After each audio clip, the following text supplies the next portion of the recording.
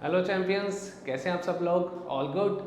सो मैं निखिल छाबड़ा और मैं आपका फिर से वेलकम करता हूं आपके अपने खुद के फैंटास्टिक से चैनल जिसका नाम है एक्स्ट्रा माइंड्स।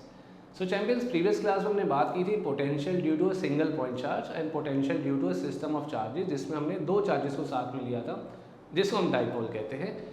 तो अगर वो कंसेप्ट सारे आपको क्लियर हैं तो आज हम आगे बढ़ेंगे, नए कंसेप्ट के बारे में बात करेंगे and that is potential due to collection of charges. एक ही पॉइंट के आसपास कुछ ढेर सारे चार्जेस बैठे होंगे, उनकी वजह से नेट पोटेंशियल कितना आता है किसी एक पॉइंट पे, वो हम डिस्कस करेंगे आज। हम बात करेंगे potential due to some kind of charge distribution and finally हम बात करने वाले हैं potential due to uniformly charge spherical shell. तो स्टार्ट करते हैं। सो टॉपिक जो रहेगा आज हमारे पास that would be potential due to multiple charges and definitely आज की क्लास में हम न्यूमेरिकल्स पे डिस्कस करेंगे इन कंसेप्ट्स के ऊपर बेस्ड। सो लेट अस से हम एक पॉइंट P ले लेते हैं यहाँ पर कुछ इस तरीके से।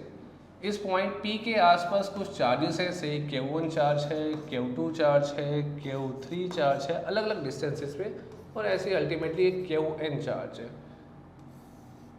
Q1 चार्ज का जो डिस्टेंस है पॉइंट P से वो R1 है, Q2 चार्ज का जो डिस्टेंस है पॉइंट P से वो R2 है, Q3 चार्ज का जो डिस्टेंस है पॉइंट P से वो कुछ R3 है एंड सिमिलरली Qn चार्ज का जो डिस्टेंस है पॉइंट P से वो कुछ Rn है। पॉइंट P को थोड़ा सा बोल्ड कर देते हैं, लेट अस से कुछ पिंक कलर से। सो पॉइंट P पे आपको निकालना है नेट पोटेंशियल, और हम अच्छे से जानते हैं कि पोटेंशियल एक स्केलर क्वांटिटी होती है, तो हमें कुछ यहाँ पे वेक्टर एडिशन नहीं करना पड़ेगा। सिंपली हम लोग क्या करेंगे, हर एक चार्ज का डिस्टेंस हमें पता है पॉइंट P से, तो इंडिविजुअल पोटेंशियल पहले फाइंड आउट कर लेते हैं एंड नेट पोटेंशियल निकालने के लिए हम सिंपली क्या कर देंगे, एक एल्जेब्रिक सम कर देंगे that would simply give us the net potential at point P। तो देखते हैं। सो यहाँ पे हम लिख सकते हैं that potential due to charge first यानी कि Q1 is simply equals to K Q1 divided by R1. Potential due to charge 2 is simply given as K Q2 divided by R2. Potential due to charge Q3 is given as Q Q3 divided by R3. And similarly we can say Vn is the potential due to last charge Qn, which is given by K Q1 divided by Rn. तो जो net potential होगा V net at point P, it is simply equals to the sum of potential V1 plus V2 plus V3 till Vn। आप इसको further simplify करके ऐसा लिख सकते हैं V net at point P is equals to K Q1 divided by R1, K Q2 divided by R2, K Q3 divided by R3 and similarly K Qn divided by Rn। आप K common ले सकते हैं, यहाँ पर आपके पास बच जाएगा Q1 plus Q2 plus Q3 till Qn। Please don't forget Q1 by R1 है, Q2 बाय R2 है, Q3 बाय R3 है and similarly Qn by Rn। So this is the net potential at point P। आप इसी expression को और simplify करके एक summation की फॉर्म में लिख सकते हैं।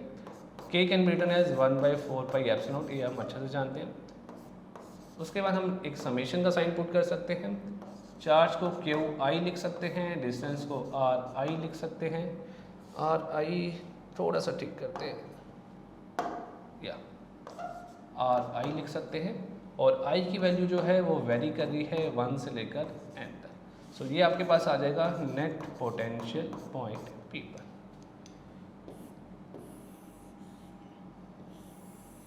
तो हमने यहाँ पे सिंपली एक अलजेब्रिक सम कर दिया, डेफिनेटली पोटेंशियल वोल्ट में आएगा। तो आप देख सकते हैं कुछ खास नहीं करना पड़ा हमें यहाँ पे, सिंपली हमने एक सिस्टम लिया चार्जेस का जिसमें n चार्जेस हमारे पास अवेलेबल है। हमने हर एक चार्ज का पोटेंशियल फाइंड आउट करा इंडिविजुअली एंड फाइनली उसका जाके हमने एक अलजेब्रिक सम कर दिया। थोड़ा सा इसको और आगे लेकर चलते हैं। अगर लेट अस से कि हमारे पास R vector is the position vector अब ये सारे चार्जेस किसी कोऑर्डिनेट सिस्टम में पड़े हुए हैं, तो डेफिनेटली हम इस कोऑर्डिनेट सिस्टम में हर एक चार्ज की पोजीशन को डिफाइन कर सकते हैं. सो let us say R vector is the position vector of point P जिस पे आपको नेट पोटेंशियल निकालना है. R1 vector is the position vector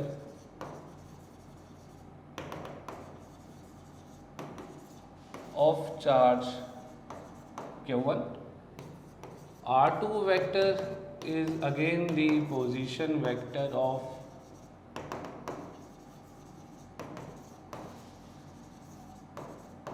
charge Q2 and similarly ultimately Rn vector भी कह सकते हैं is the position vector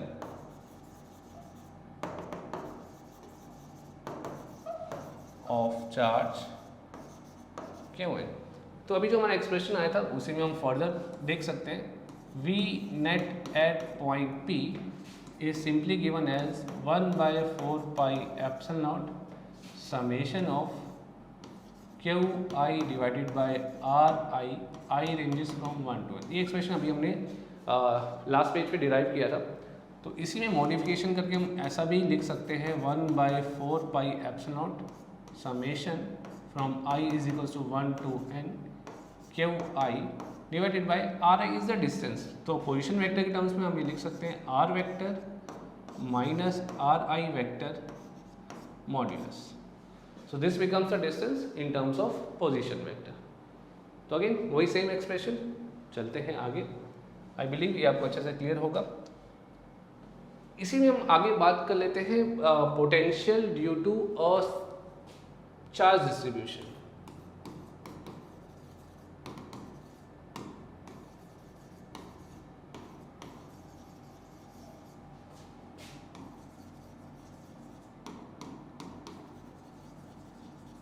अब हमारे पास कोई ऐसा रीजन है जहाँ पे चार्जेस जो है यूनिफॉर्मली डिस्ट्रीब्यूटेड है. एक चार्ज डिस्ट्रीब्यूशन आपकी जो कि हो सकती है कोई लेंथ वाइज डिस्ट्रीब्यूशन हो सकता है किसी सरफेस पे डिस्ट्रीब्यूशन हो, किसी वॉल्यूम में डिस्ट्रीब्यूशन हो. तो कुछ नया नहीं करना पड़ेगा. अगेन उसी फॉर्मूला का हम यूज़ करेंगे. सिंपली हमारे जो समेशन का साइन है that will get converted into integral sign, because summation sign आप डिस्क्रीट चार्जेस के लिए यूज़ करते हैं एंड इंटीग्रल साइन का आप यूज़ करेंगे फॉर कंटिन्यूस चार्ज डिस्ट्रीब्यूशन. तो देखते हैं इसको भी. सो अभी जो हमने एक्सप्रेशन फाइंड आउट किया था वो कुछ इस टाइप से था. V net at any point P is equals to 1/4 pi epsilon naught summation of I ranges from 1 to n charge Qi divided by R minus Ri vector vector modulus. So basically हम यहाँ पर क्या करने वाले हैं, अगर हमारे पास continuous charge distribution है for any continuous charge distribution, what we'll get? We get net potential at point P is simply 1/4 pi epsilon naught. This summation sign will get replaced by integral sign charge dq, because हम छोटे से element की बात करें तो वहाँ पे charge dq है. डेफिनेटली उसका पोजीशन वेक्टर कुछ हम इसी तरीके से डिफाइन करेंगे और आप इंटीग्रेट कर देंगे dq को. अब ये dq कहाँ से मिल सकता है, यानी कि ये चार्ज कहाँ से मिल सकता है हमें, टोटल चार्ज इंटीग्रेशन के बाद किसी लीनियर चार्ज डिस्ट्रीब्यूशन से मिल सकता है. तो उस केस में हम सिंपली क्या करने वाले हैं, integral of dq will simply give us integral of lambda dl. तो जो हमारा एक्सप्रेशन बनेगा वो बन जाएगा V net at any point P is equals to 1/4 pi epsilon naught integral of course length wise of lambda dl, where lambda is the linear charge density. ये हम यहाँ पे लिख सकते हैं, lambda is linear चार्ज. थोड़ा सा इसको नीचे लिखते हैं. हाँ एक बार, lambda over here is linear charge density. हमारा एक्सप्रेशन हो जाएगा V net is equals to 1/4 pi epsilon naught integral length wise lambda D L divided by R minus R I vector, जहाँ पे आर वेक्टर है point P का and R I vector है उस charge distribution के लिए। Similarly अगर हमारे पास कोई सरफेस चार्ज डिस्ट्रीब्यूशन है तो वहाँ पे हम लिख सकते हैं V net at any point P is equals to 1/4 pi epsilon naught integral of, कैसा integral, definitely surface integral, because charge कहाँ पे है, चार्ज किसी सरफेस पे डिस्ट्रीब्यूटेड है। सो हमारे पास यहाँ पर आ जाएगा sigma into D S small area divided by R minus R I vector vector modulus. आप जानते हैं अच्छे से ये मॉड्यूलस साइन क्यों लगाया जा रहा है, because we just need the value, the magnitude. हमें वेक्टर की जो लेंथ है वो चाहिए, मैग्नीट्यूड चाहिए। सो ये हो जाएगा किसी सरफेस चार्ज डिस्ट्रीब्यूशन के लिए। तो यहाँ पे हम फिर से कह सकते हैं sigma is surface charge density.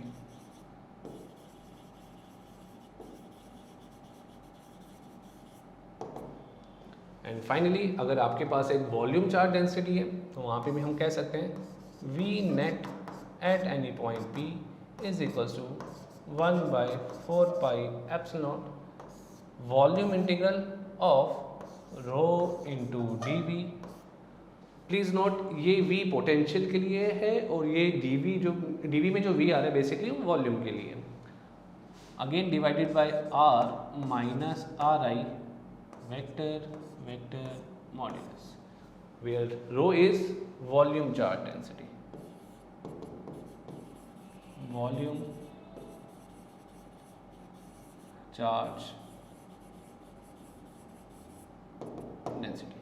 तो this becomes the potential due to charge distribution, जिसमें हमारे पास एक लीनियर चार्ज डिस्ट्रीब्यूशन है जो आप अच्छे से जानते हैं। कुछ लीनियर चार्ज डिस्ट्रीब्यूशन आपको इस टाइप से दिखेगी, कोई लेंथ है L, उस पर कुछ यूनिफॉर्म तरीके से चार्ज डिस्ट्रीब्यूटेड है। सरफेस चार्ज डेंसिटी, कोई सरफेस है उस पर यूनिफॉर्म तरीके से चार्ज डिस्ट्रीब्यूटेड है। एंड डेफिनेटली फाइनली एक वॉल्यूम है जिसमें which is a 3D object, यहाँ पे भी कुछ चार्ज डिस्ट्रीब्यूटेड, इस पर नेगेटिव चार्ज देते हैं। हर बार पॉजिटिव को क्यों इंपॉर्टेंस दी जाए, इस पर नेगेटिव चार्ज भी लिया जा सकता है, correct. So this thing becomes the potential due to charge distribution. अच्छा, अगर क्या हो हमारे पास एक चार्ज डिस्ट्रीब्यूशन भी हो और एक ग्रुप ऑफ डिस्क्रीट चार्जेस भी हो, तो उसको भी हम ऐसे ही कर सकते हैं।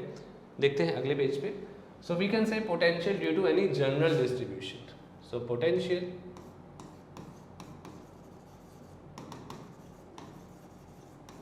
Due to any general charge distribution. So आपके पास कोई लीनियर चार्ज डेंसिटी भी है, आपके पास कोई सरफेस चार्ज डेंसिटी भी है और आपके पास कोई वॉल्यूम चार्ज डेंसिटी भी है। यहाँ पे चार्जेस दिखा देते हैं।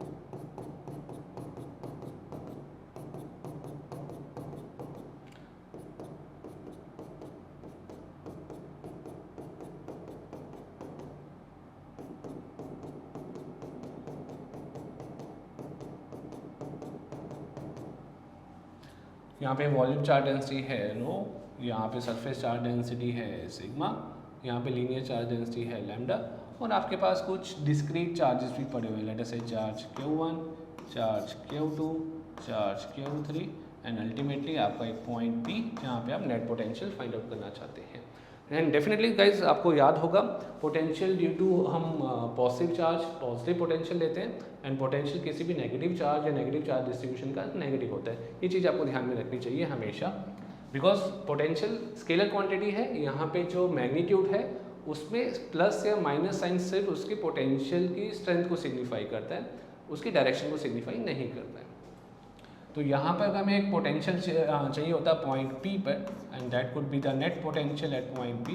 वो सिंपली क्या आ जाता है आपके पास, लीनियर चार्ज डेंसिटी की वजह से आप लिख सकते हैं 1/4 pi epsilon not integral length wise lambda dl upon r minus R I vector vector modulus plus 1/4 pi epsilon not in surface integral of sigma ds whole divided by r minus ri vector modulus plus 1 by 4 pi epsilon naught volume integral of rho dv whole divided by r minus ri vector modulus and ultimately discrete charges जिन सबका distance आपको point P से पता होना चाहिए।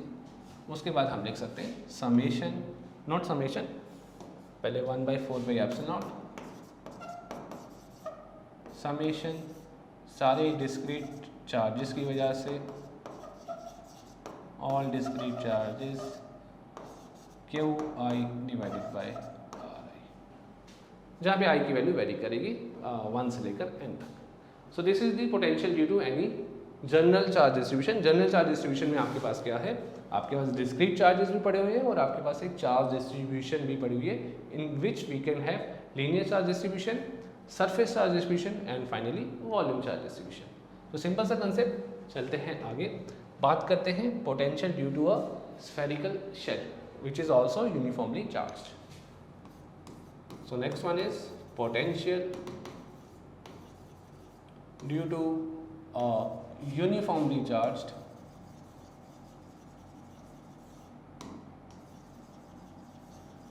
And इस चीज़ को अच्छा आपको अच्छे से समझने के लिए आपको क्या करना चाहिए, वीडियो को आप प्लीज़ पॉज करके रखिएगा।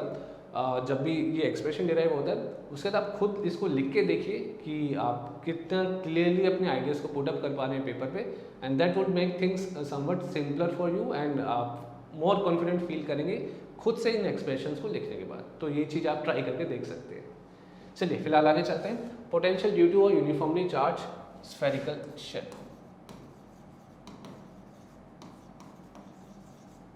Spherical shell, right. शेल थोड़ा सा ठीक से कर देते हैं। शेल, सो अपने पास एक स्फेरिकल शेल है कुछ इस टाइप से,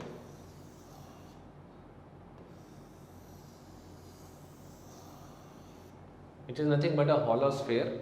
इसका कुछ रेडियस है सेंटर O से R। आपने कुछ चार्ज दिया है Q जो कि इसके सरफेस पे रिसाइड कर रहा है, बिकॉज हम जानते हैं किसी भी कंडक्टर को चार्ज दिया जाता है तो सीधा उसके सरफेस पे जाके रह जाता है, चिपक जाता है। So this is the charge Q which is residing on the outer surface of this charged spherical shell।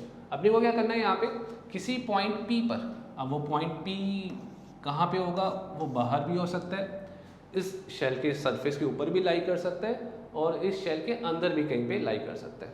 तो हम तीनों पॉइंट्स के बारे में यहाँ पे डिस्कशन करेंगे।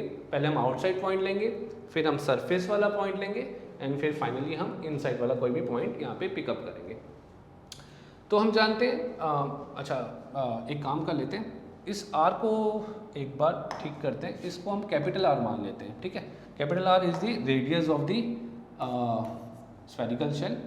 पॉइंट P को मैं थोड़ा सा नीचे लेके जाता हूँ, जस्ट डायग्राम को थोड़ा सिंपलर करने के लिए। पॉइंट P और small r is the distance of the point P from the centre of the shell. तो अगर हम बात करते हैं for any outside point,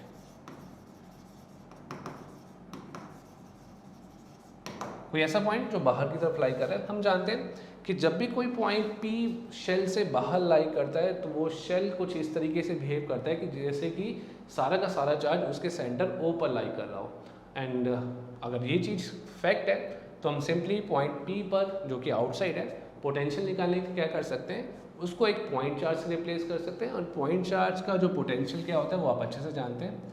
potential at any point P which is lying outside is simply given by K, क्यों जितना कि charge दिया हुआ है आपने इस शेल को, जिसको हम मान दें कि वो रिसाइड कर रहा है उसके सेंटर पे, बिकॉज पॉइंट P जो है वो काफ़ी दूर लाई कर रहा है from the spherical shell divided by the distance R। So this is for any outside point, first part. Second part, for any point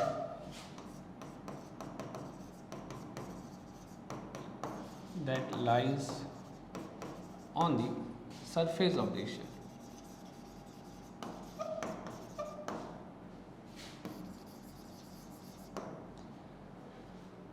सो अगर कोई पॉइंट P अब बाहर ना होके उसके सरफेस से पहुंच जाएगा तो सिंपल सी चीज़ करनी पड़ेगी, सिंपली आप डिस्टेंस को रिप्लेस कर देंगे with the radius of the shell और आपके पास जो पोटेंशियल आ जाएगा। पॉइंट P हमने बाहर माना था, तो लेटर से कोई पॉइंट X ले लेते हैं जो कि सरफेस पर लाई कर रहा है। So potential at any point X is equals to के Q whole divided by R, because अभी पॉइंट सरफेस पे आ गए तो जो डिस्टेंस होगा that will become equal to the radius. And finally अगर हम बात करते हैं किसी पॉइंट से y की जो कि लाई कर रहा है इनसाइड, तो थर्ड यहाँ पर देख लेते हैं potential at any point y which is lying inside the shell, लिख लेते हैं यहाँ पे lies point y lies inside the shell. तो अगर कोई पॉइंट y है जो कि लाई कर रहा है शेल के अंदर, आप जानते हैं शेल के अंदर इलेक्ट्रिक फील्ड जो होता है वो ज़ीरो होता है, और अगर इलेक्ट्रिक फील्ड ज़ीरो है, इलेक्ट्रिक फील्ड ज़ीरो है तो पोटेंशियल में कोई चेंज नहीं आएगा। जो पोटेंशियल उसके सरफेस पे है वही पोटेंशियल आपको मिलेगा इस शेल के अंदर। इस चीज़ को हम एक बार दोबारा से देखेंगे एक अलग से कंसेप्ट के साथ, जहाँ पे हम डिस्कस करेंगे what is the relationship between electric potential and electric field intensity. तो ये कंसेप्ट वहाँ पे दोबारा से आएगा, तो एग्जैक्ट रीज़न आपको पता चल जाएगा कि अंदर जो पोटेंशियल है वो कांस्टेंट है क्योंकि इलेक्ट्रिक फील्ड ज़ीरो है। सो हम यहाँ पे लिख सकते हैं potential at any point y which is lying inside the shell is equals to के Q divided by capital R. तो आप देख सकते हैं किसी बाहर वाले पॉइंट के लिए potential is K Q by small R where are is the distance.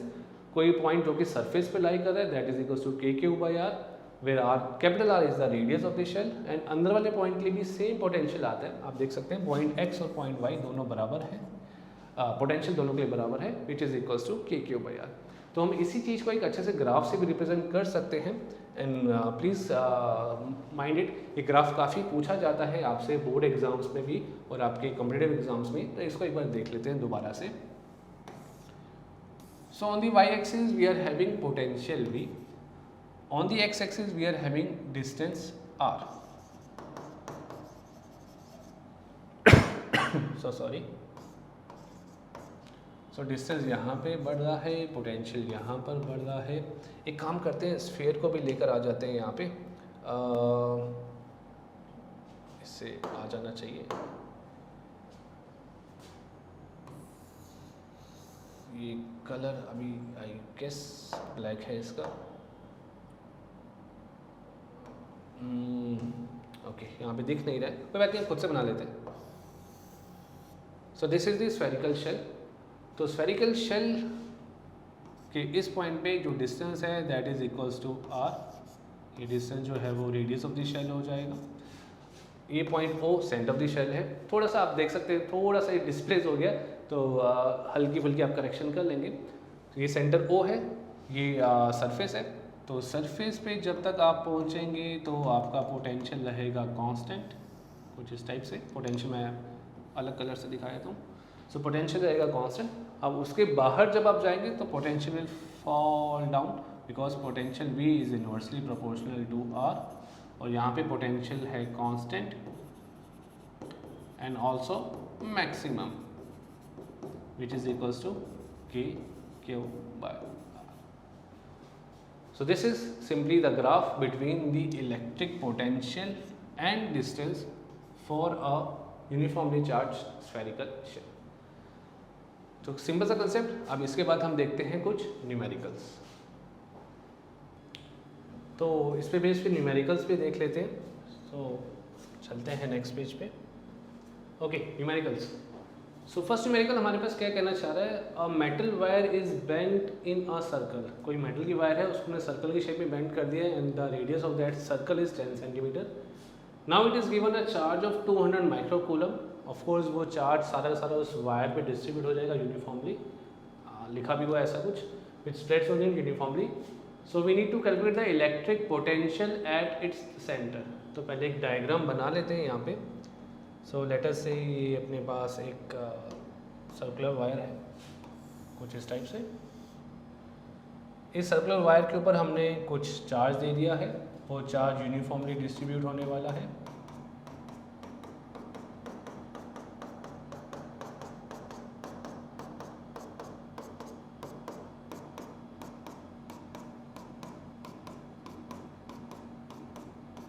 And this charge is equals to 200 microcoulomb. ये हो जाएगा centre O and this is the radius R। तो हमें पोटेंशियल फाइंड आउट करना इस पूरी वायर के लिए एट सेंटर हो। So we need to find out potential at point O। Okay, so ये वायर का रेडियस है 10 सेंटीमीटर।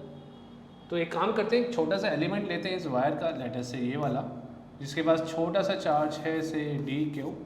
इसकी वजह से कितना पोटेंशियल आ रहा है पॉइंट O पर, वो पहले हम निकाल लेते हैं dv, फिर इंटीग्रेट कर देंगे पूरी वायर के लिए। So will get the net या total potential due to this wire. So dv यहाँ पे सिंपली कितना हो जाएगा, it will be equals to k, छोटा सा charge dq divided by distance which is equals to r। So in order to find out the net potential we need to integrate dv, that means integration of k dq whole divided by r। सो हमें यहाँ पे पता चल रहा है कि k तो constant है, radius of the circular wire भी कांस्टेंट है, इंटीग्रेशन ऑफ dq ये आपके पास सिंपली आ जाएगा k by r into whole charge q। अब वैल्यूज पुटअप कर सकते हैं हम यहाँ पे। So net potential at point O is simply equals to k which is 9 into 10 is to the power 9, charge which is 200 microcoulomb, for micro we have 10 is to the power minus 6, and radius is 10 centimeter। definitely इस 10 centimeter को हमें convert करना पड़ेगा metre में, so 10 is to the power 2। बस इसको solve कर लेते हैं। so potential at point O is equals to 9 into 10 is to the power 9 into -6 +2 -4 +2 -2 और ये ऊपर जाएगा तो -3 इंटू 2। ठीक, बेसिकली हमने क्या करा, पावर्स को पहले एडजस्ट कर दिया। सो +2 एंड +2 +4 -6 -2 एंड ये पावर ऊपर जाएगी तो -3। सो आपके पास आ जाएगा potential at point O is equals to 18 into 10 is to the power 6 volt. Simple. तो काफ़ी इजी सा क्वेश्चन था, CBSE बोर्ड एग्जाम में आया हुआ। तो चलते हैं आगे। Okay, again CBSE question, to what potential we must charge an insulated sphere of radius 14 centimetre so that the surface charge density, okay surface charge density is denoted by sigma, is equals to 1 microcoulomb per metre square. तो हम एक insulated sphere को कितना potential दे दें ताकि उसका जो surface charge density है वो 1 माइक्रोकूलम पर मीटर स्क्वायर की इक्वल हो जाए। So for sphere which behaves like a point charge, तो पोटेंशियल जो होता है इसके लिए हमारे पास that v is equals to k total charge divided by the radius.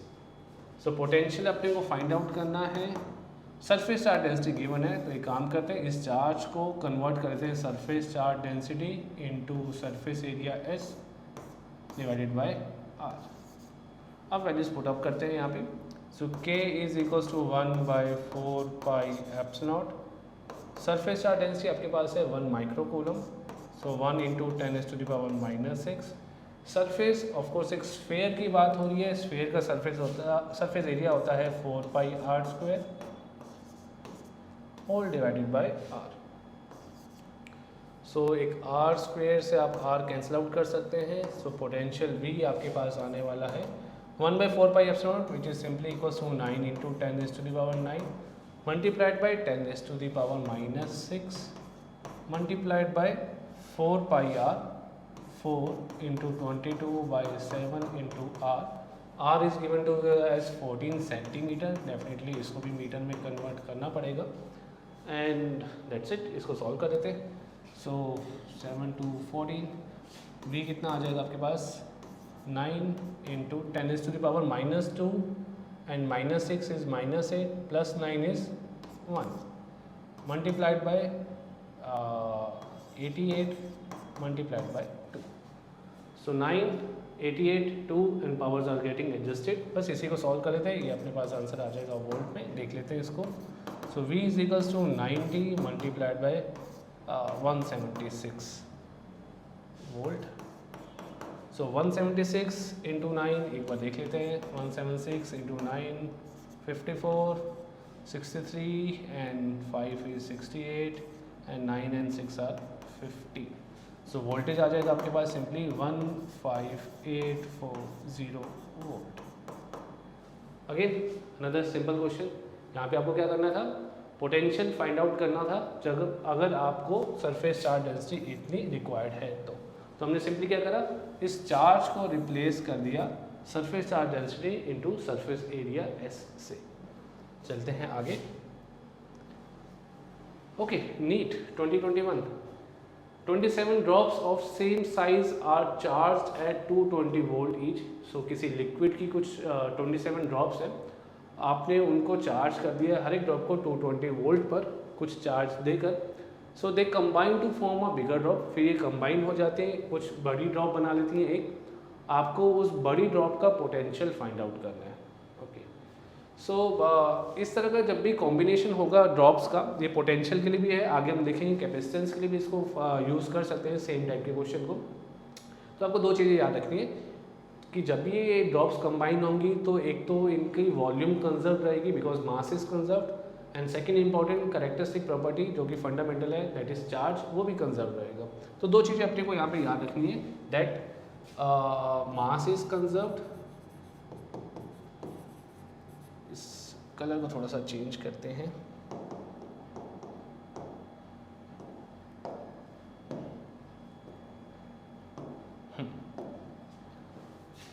So mass is conserved and charge is conserved.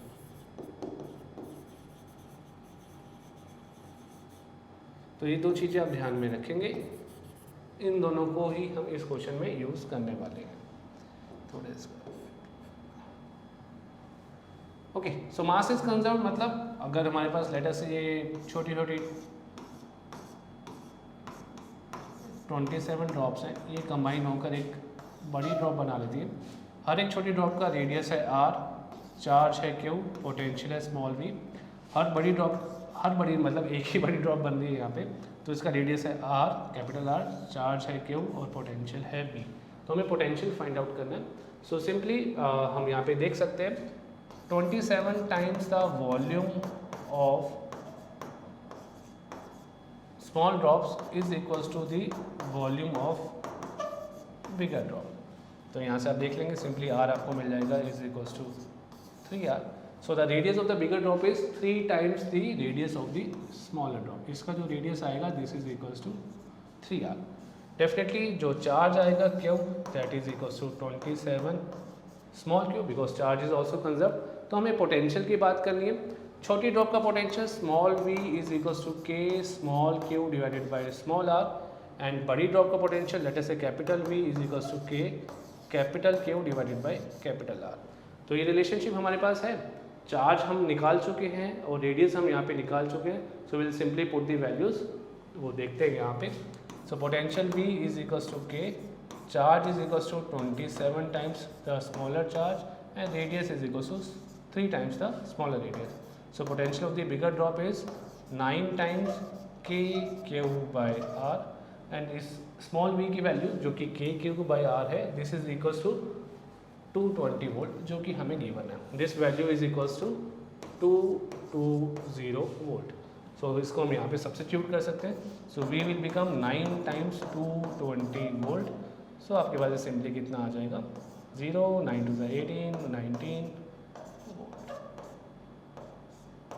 So this is the voltage of the bigger drop. So काफ़ी बच्चे यहाँ पे मिस्टेक क्या करते हैं, वो voltage को भी कंजर्व कर देते हैं कि वोल्टेज होगी बिगर ड्रॉप की that will be simply 27 multiply by 220 volt. जी नहीं, बिल्कुल ऐसा नहीं करना है. दो ही चीज़ें कंजर्व रहेंगी, एक तो होगा मास और दूसरा होगा चार्ज. यहाँ पे हमने वॉल्यूम को इक्वल करा. रीज़न सिंपल सा है बिकॉज लेटर से डेंसिटी रो है लिक्विड की, तो जो बिगर ड्रॉप बनी है उसकी भी डेंसिटी रो होगी क्योंकि दोनों साइड कैंसिल आउट हो जाएगी, इसलिए हमने सिंपली वॉल्यूम को यहाँ पे कंपेयर कर लिया है. सो काफ़ी बेसिक सा क्वेश्चन जो नीट में आया था. चलते हैं आगे. ऑलराइट, सो जो क्वेश्चन है अपने पास, an infinite number of charges each equal to q are place along the x axis at x is equals to 1, 2, 4 and so on. So there are infinite number of charges जिनको इस system में distances 1 to 4 metre पे रखा गया है. So we need to find out the potential at the point x is equal to 0. So origin पे potential कितना है वो पे को फाइंड आउट करना है due to this set of charges. And second part में हमें फाइंड आउट करना है what will be the potential if the above setup has the consecutive charges of opposite side. ठीक है, तो जेई का ये क्वेश्चन है. पहले एक बार फिगर बना लेते हैं, फिर आगे इसको देखते हैं कैसे करना है. सो let us say this is our x axis. So this is x is equals to 0. एक चार्ज हमारे पास है x is equals to 1 metre पे, x is equals to 2 metre पे, x is equals to 4 metre पे, x is equals to 8 metre पे and so on.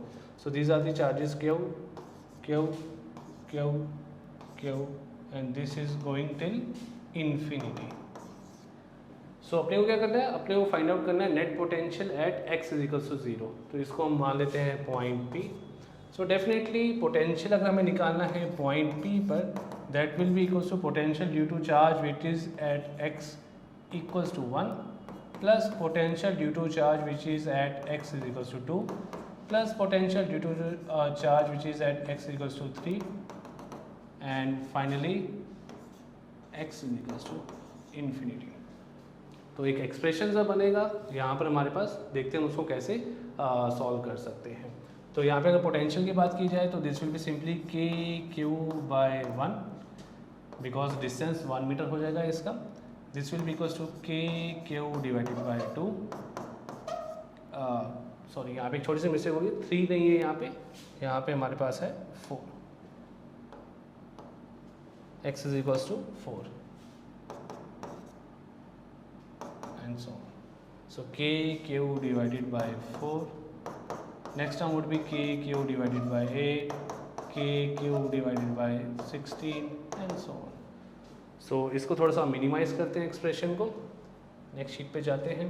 So potential at point P is simply equals to, आप k and q common ले सकते हैं, आपके पास बचेगा 1 by 1 plus 1 by 2 plus 1 by 4 1 by 8 1 by 16. This thing is continuing till infinity. So ये आपको जानी पहचानी सी सीरीज आपको दिख रही है. This is basically a geometric progression. कैसे, एक बार फिर से देख लेते हैं. K q 1 upon 2 raise to the power 0, 1 upon 2 raise to the power 1, 1 upon 2 raise to the power 2, 1 upon 2 raise to the power 3 and so on. So किसी भी इनफाइनाइट ज्योमेट्रिक प्रोग्रेशन के लिए, जिसको हम शॉर्ट में जीपी कह रहे हैं यहाँ पे,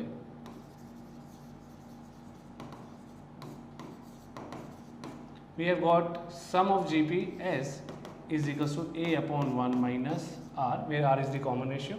यहाँ पे आप देख सकते हैं first term is 1, common ratio is half. So we can put the values. So अपने पास Vp आ जाएगा simply k q multiplied by a upon 1 minus 1 by r. So this is potential at point P is equals to के q 1 by half. थोड़ा सा ठीक कर देते हैं इसको, 1 by half. So this thing will become potential at point P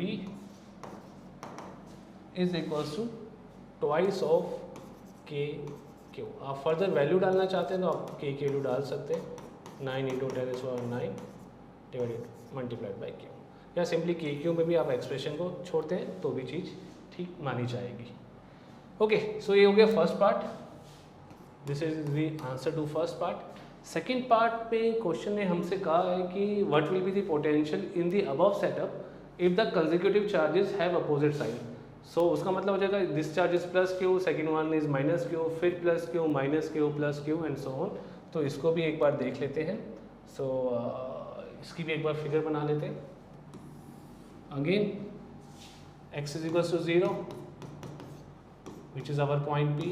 यहाँ पे चार्ज है प्लस क्यू, फिर चार्ज है माइनस क्यू, फिर चार्ज है प्लस क्यू, फिर चार्ज है minus q and so on till infinity.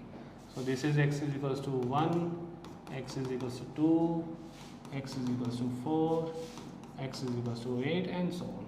So definitely हमारा जो एक्सप्रेशन होगा वो पोटेंशियल पॉइंट P के लिए कुछ इस टाइप से बन जाएगा. Again we have taken k q as common, so what will be left with 1 minus half plus 1/4 minus 1/8 plus 1/16 infinity. इसी एक्सप्रेशन को आप कुछ इस टाइप से भी लिख सकते हैं, potential point P is equals to के q 1/2 with a minus sign raised to the power 0 plus minus 1/2 raised to the power 1 plus minus 1/2 raised to the power 2 plus minus 1/2 raised to the power 3 and so on till infinity. So हमें यहाँ पे दिख रहा है again एक infinite GP है, the sum of GP is again a upon 1 minus r. The only difference is common term first term यहाँ पे 1 है और जो कॉमन रेशियो है this is equal to -1/2 this time. So again will put the final values in the expression k q upon a 1 minus 1/r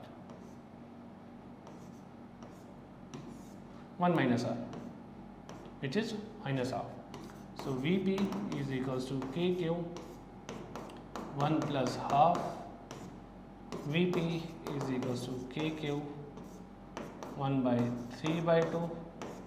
So 2/3 kq is the potential at point P. That's it. So again आप देख सकते हैं तो यहाँ पे कुछ mathematics का भी यूज़ वो करेक्टरिस्टिक है किसी भी जेईई के क्वेश्चन के. तो चलते हैं आगे. Okay, question number 5. Figure shows two concentric conducting shells of radii r1 and r2 carrying uniformly distributed charges q1 and q2. दोनों ही पॉजिटिव हैं, plus q1 and plus q2, ऐसा हमें फिगर में दिख रहा है. Respectively, find an expression for the potential of each shell at points x and y. Okay, so point x लाई कर रहा है शेल, छोटे वाले शेल पे जिसका रेडियस है r1, एंड पॉइंट y लाई कर रहा है on the outer shell having radius r2. So potential at point x की बात करी जाए तो पॉइंट x लाई कर रहा है छोटे वाले शेल के सरफेस पे. तो हम कह सकते हैं लेटर से इसको हम कहते हैं शेल 1, इसको कहते हैं शेल 2. तो शेल 1 सरफेस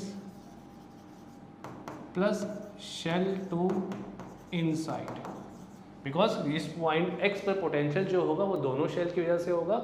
पॉइंट x जो है वो शेल 1 के सरफेस पे लाई कर रहा है और शेल 2 के इनसाइड लाई कर रहा है. सो अगर हम यहाँ पे वैल्यूज़ पुट करते हैं पोटेंशियल एट x, हमने स्टडी करा था, पढ़ा था, समझा था और डिराइव भी किया था इनफैक्ट कि जो एक्सप्रेशन होगा पोटेंशियल का on the surface of shell that would be simply k q1 whole divided by r1 and for shell 2 it will be simply k q2 whole divided by r2. Inside k q2 by r2 जो कि constant होता है, on the surface it will be k q1 by r1. ऐसे अगर हम potential point y की बात करते हैं तो this will B v2 surface plus v1 outside. Point y जो है वो आउटसाइड पॉइंट है शेल 1 के लिए और पॉइंट y जो है वो सरफेस पे लाई करता हुआ एक पॉइंट है शेल 2 के लिए. सो vy अपने पास यहाँ पे कितना आ जाएगा, vy is equal to v2 surface which will be simply k q2 by r2 plus k q1 outside point y का डिस्टेंस कितना है शेल से, that is equal to r2. तो यहाँ पर भी आ जाएगा r2. अब ये थोड़ा सा अलग चीज़ है, इसको आपको ध्यान से नोट करना है. k q2 बाई r2 जो कि शेल 2 के लिए था, बट शेल 1 के लिए k q1 because q1 is the charge on shell 1 but distance इस बार r2 होगा. So this is the expression for shell 1 and shell 2 at points x and y respectively. Okay, so again another easy question. Next, okay, no next question, that's it. तो ये कुछ questions थे आपके सामने जो डिफरेंट चार्ज कन्फिगरेशंस के ऊपर based थे. ऐसे ही क्वेश्चंस आप और भी प्रैक्टिस कर सकते हैं यहाँ पे. So that's all for the class today. इसको आप अच्छे से पढ़िए, रिवाइज कीजिए एंड स्टूडेंट्स प्लीज़, चैम्पियंस, आप चैम्पियंस हैं तो आपको चीज़ें अच्छे से क्लियर होनी चाहिए. तो आप चीज़ों को लिख के प्रैक्टिस कीजिए. कहीं पे भी कोई डाउट आता है तो प्लीज़ कमेंट सेक्शन में पोस्ट कीजिए. आज चैनल पे आप नए आए तो प्लीज़ वीडियो को लाइक कीजिए, शेयर कीजिए एंड तब तक आप पढ़ते रहिए, हम मिलते हैं नेक्स्ट वीडियो में। All the best.